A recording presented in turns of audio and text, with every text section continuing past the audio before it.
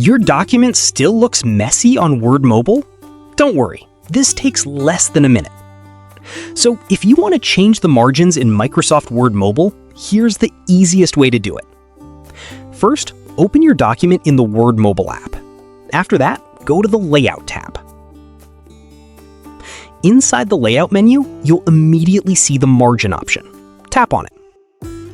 Now you can either choose one of the ready-made margin templates, or if you want more control, tap on Custom Margins.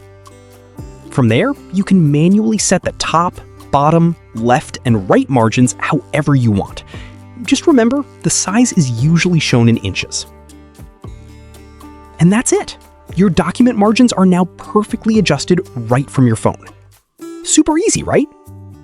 Now your Word documents can look way more neat and professional, even when editing on mobile.